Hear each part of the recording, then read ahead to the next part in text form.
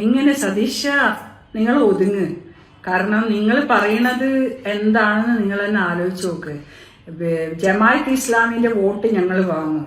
മതരാഷ്ട്രം തീരുമാനിക്കുന്ന മതരാഷ്ട്രമാണ് അവസാന ഇസ്ലാമിന്റെ വാക്ക് എന്ന് പറയണ മതരാഷ്ട്രത്തെ കൊണ്ടുവരാൻ വേണ്ടി ജോലി ചെയ്ത് ജയിലിൽ പോലും തയ്യാറായി പോകുന്ന മൗദൂദി സംഘവും PFI സംഘത്തിന് ചുക്കാൻ പിടിക്കുന്നവരായിട്ട് നിങ്ങൾ കിടക്ക പങ്കിടുമ്പോൾ NSSഉം SNDPയും എല്ലാ ഭാരതീയ സംസ്കാരമുള്ള എല്ലാവരും നിങ്ങൾക്ക് എതിരാവും.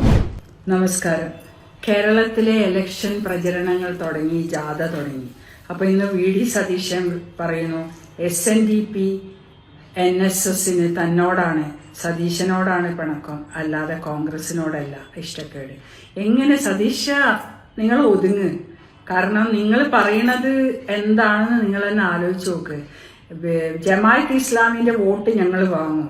മതരാഷ്ട്രം തീരുമാനിക്കുന്ന മതരാഷ്ട്രമാണ് അവസാന ഇസ്ലാമിന്റെ വാക്ക് എന്ന് പറയണ മതരാഷ്ട്രത്തെ കൊണ്ടുവരാൻ വേണ്ടി ജോലി ചെയ്ത് ജയിലിൽ പോലും തയ്യാറായി പോകുന്ന മൗദൂദി സംഘവും PFI സംഘത്തിന് ചുക്കാൻ പിടിക്കുന്നവരായിട്ട് നിങ്ങൾ കിടക്ക പങ്കിടുമ്പോൾ NSSഉം SNDPയും എല്ലാ ഭാരതീയ സംസ്കാരമുള്ള എല്ലാവരും നിങ്ങൾക്ക് എതിരാവും. കോൺഗ്രസിൽ തന്നെ ഇന്നിപ്പോ കാരശ്ശേരി മാസ്റ്റർ പറഞ്ഞില്ലേ, കോൺഗ്രസിൽ തന്നെ ഈ തോറ്റു കഴിഞ്ഞാൽ എല്ലാവരും BJP പോവും. അതെന്താണെന്നറിയോ? അത് BJP പോവല്ല, നിവൃത്തിയില്ല. ഈ രാഷ്ട്രത്തിന്റെ ശക്തി നാളെ ഇറാനും ബംഗ്ലാദേശും നേപ്പാളും ഒന്നും ആവാണ്ടിരിക്കാൻ ഈ ഇന്ത്യ മഹാരാജ്യം ശക്തമായി നിൽക്കേണ്ടത് ആവശ്യമാണെന്നുള്ള മതം ബോധമുള്ള ഓരോ കോൺഗ്രസ്സുകാരനും മനസ്സിലായിക്കൊണ്ടിരിക്കുക.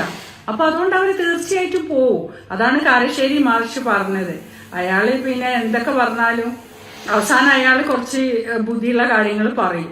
അയാളും ഈ പിന്നെ എന്താണ് SDPIക്കാരൊന്നും ചെയ്തിട്ടില്ല, മുസ്ലിം ലീഗാണ് ചെയ്ത്, മാറാട് കലാപം ചെയ്ത് ആരെയും കൊന്നിട്ടില്ല എന്ന് പറഞ്ഞു. ഓക്കെ, കുന്തിരിക്കാൻ കത്തിക്കാൻ പറഞ്ഞതും എല്ലാം അരിയും മലരും വെക്കാൻ പറഞ്ഞതൊന്നും SDPI അല്ല എന്നുള്ള എന്താണ് കാരശ്ശേരി മാഷ് കേട്ടിട്ടില്ല. അപ്പോൾ ഈ തെരഞ്ഞെടുപ്പിലെ പ്രധാന കാര്യം എന്ന് പറഞ്ഞാൽ മതരാഷ്ട്രത്തിനെ എതിർക്കുക എന്നുള്ളത് തന്നെയാണ് നമ്മളെ ഉത്തരവാദിത്തം.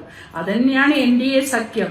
NDA നരേന്ദ്രമോദിയുടെ കീഴിലുള്ള നമ്മൾ വരുന്നത് മതരാഷ്ട്രം ഇല്ലാതാക്കാൻ തന്നെയാണ്. അതിന് ആരൊക്കെ ഉണ്ടോ ഇഷ്ടക്കേടാക്കാൻ നിങ്ങളോട്, കോൺഗ്രസിനോട്, അതിന് റെഡിയാണ്. അതേപോലെ ഇതിന് മറുപടി പറയേണ്ടത് മുസ്ലിം ലീഗാണ്. കുഞ്ഞാലിയൂർ സാഹിബ് മറുപടി പറയണം. സതീശൻ ഇങ്ങനെ പറയുമ്പോ ഞങ്ങളോട് പറഞ്ഞിട്ടുണ്ട് സ്വകാര്യമായിട്ട്, എപ്പോ ഉറങ്ങുമ്പോ പറഞ്ഞതാണോ സതീശനോട്? അതല്ല, ഞങ്ങൾ മതരാഷ്ട്ര സുന്നികളായ നിങ്ങള് പാണക്കാട് തങ്ങന്മാരെ പിടിച്ചിട്ട് ഇലക്ഷന് നിൽക്കുന്ന മുസ്ലിം ലീഗ് ഉത്തരം പറയണോ സതീശൻ പറഞ്ഞതിന്? സതീശന്റെ സഖ്യകക്ഷിയല്ലേ നിങ്ങള്? അപ്പൊ നിങ്ങൾ അതിന് ഉത്തരം പറഞ്ഞേ പറ്റൂ ജനങ്ങളോട്. ഞങ്ങൾ മതരാഷ്ട്രത്തിനെതിരാണ്, ഞങ്ങൾ സുന്നികളാണ്, ഞങ്ങള് പിന്നെ ജമാഅത്ത് ഇസ്ലാമിനെ കണ്ടാൽ സലാം മടക്കാത്ത സമസ്തയിൽ പെട്ടതായിരുന്നു.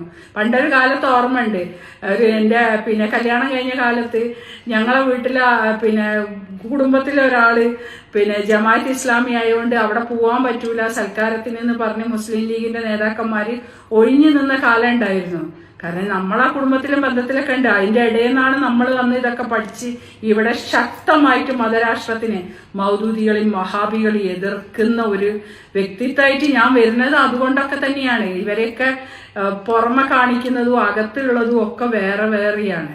അപ്പൊ ഇതൊക്കെ ചെറുപ്പം മുതലേ കണ്ടിട്ടാണ് ഇന്നവിടുന്ന് എന്ത് തെറി വിളിച്ചാലും ഈ മതരാഷ്ട്രത്തിന്, ഈ സുഡാപ്പികളുടെ തീർച്ചയായിട്ടും പിഴുതെറിയാൻ നമ്മൾ ഈ ഇലക്ഷന്, കേരളത്തിന്റെ നിയമസഭാ ഇലക്ഷൻ 2026 വരുന്നത്, തീർച്ചയായിട്ടും ഓരോ വ്യക്തിയും അതിനുവേണ്ടി ഓരോ വോട്ടും ദേശത്തിന് വേണ്ടി ചെയ്യാൻ തയ്യാറായിരിക്കണം.